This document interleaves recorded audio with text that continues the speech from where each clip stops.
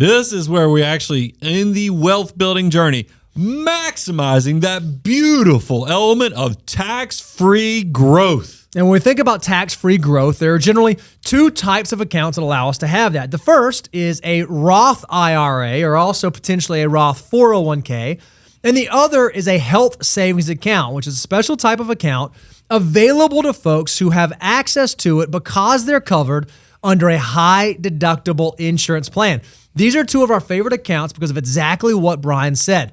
They allow your dollars to grow completely tax-free. Yeah, I mean, think about it. The government is going to restrict how much and who can put money in these. Why? Because the getting is so good that's why they're kind of limiting this once in a year opportunity for you. So don't sleep on this. Now, I want to take some credit for something that I think is pretty powerful. For years, I was talking about how health savings accounts are great stealth wealth builders, meaning this is something you can start building on your net worth statement every year. And for a year, the stat was 4% of Americans are using health savings accounts for investments, not just as clearing accounts for their healthcare costs for the year. I'm happy to report that number has been increased to 13% of Americans are now actually investing the money that they put into these health savings accounts, into these long-term investments. I like to think this is what we call a money guy echo. I love it. And if you are someone who is able to do this and you are able to take advantage of this, health savings accounts give you tons of flexibility over how you're able to access and use those dollars in the future. Just so that you know, right now, this year, the health savings accounts limit is $4,300 for single individuals or $8,550 for families.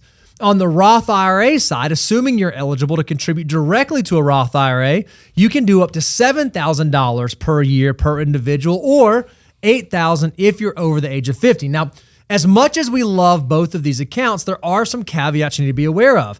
Not everyone can contribute to an HSA account. You have to be covered under a high deductible plan.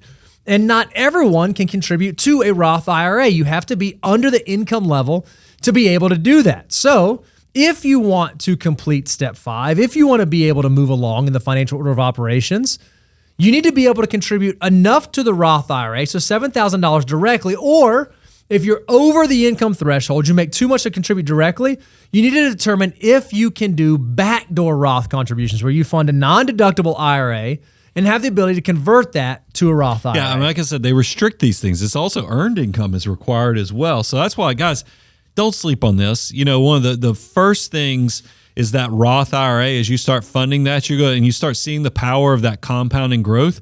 I have shared when I wrote Millionaire Mission, I have my own regrets that I did not maximize the Roth every year that it was available to me. Don't have those regrets for yourself. Maximize these unique tax-free growth opportunities. And so not only the Roth, but then if you are eligible, max out your HSA. Once you've satisfied both of those tax-free savings opportunities, then you get to go to step 6 of the financial order of operations, which is max out your employer-sponsored retirement account. So think about this. When we talk about this, when we're talking about most of your employers, we've already talked about that free matching money. That was step number 2.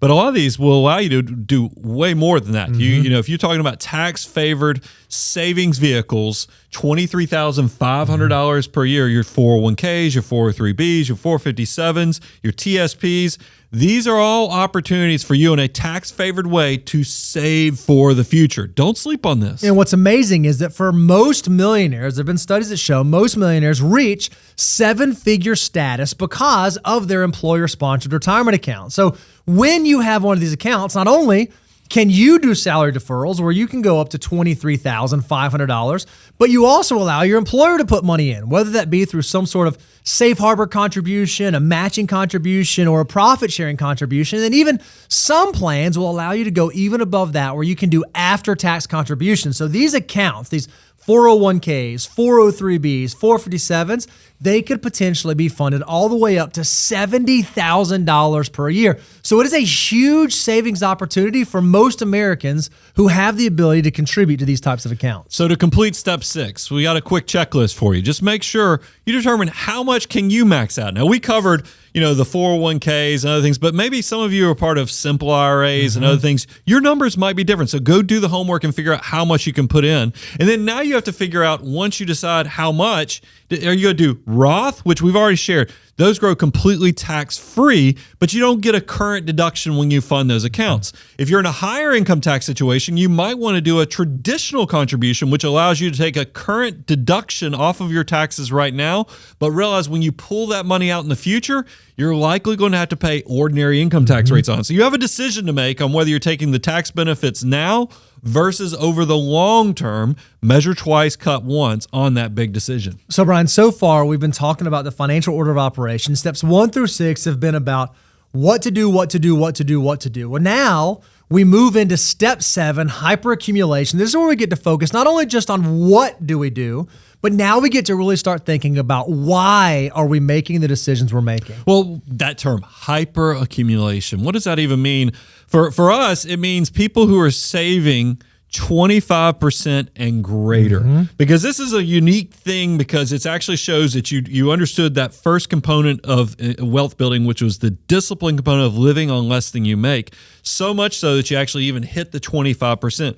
Well, you might be asking yourself, why did you guys even come up with 25%? We actually have a great tool, a great resource you can go use. If you go to moneyguide.com/resources, that shows for different ages, whether you're 20, 30, 40, 50, at what savings rates are you able to replace certain degrees of your pre-retirement income? And what you'll see when you go look at this deliverable is that most folks don't end up saving and investing until they get into their early to mid 30s. Well, if that is you, and if that describes you, and you're able to save 25%, you are still starting early enough that you're going to give yourself a huge leg up, and you're likely going to be able to live the life that you want to live on your terms. Or maybe you're someone who's finding this a little bit earlier. Maybe you're finding this in your 20s and you recognize, okay, well, maybe I don't need to save 25%. Well, I would argue you also don't know what life has to hold for you. So the earlier you can get to that 25% savings rate, the earlier you're going to get those dollars working for you. And the earlier you get those dollars working for you,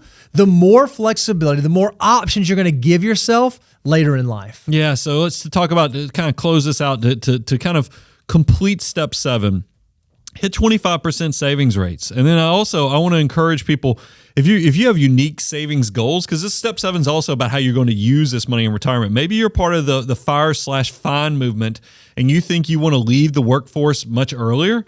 Your savings rate might need to be higher, much higher than 25%. We're just saying, don't just sleep on this. Make sure you understand the why behind what your savings rate should be. And so one of the reasons why we came up with a number, why we developed and determined 25% was the number that you should be saving and investing, is so that we could free you up. We wanted there to be some place where you could say, okay, if I've done this, if I've satisfied this, if I've hit this number, I know that I've taken care of my future self. I know that I've taken care of my future financial independence.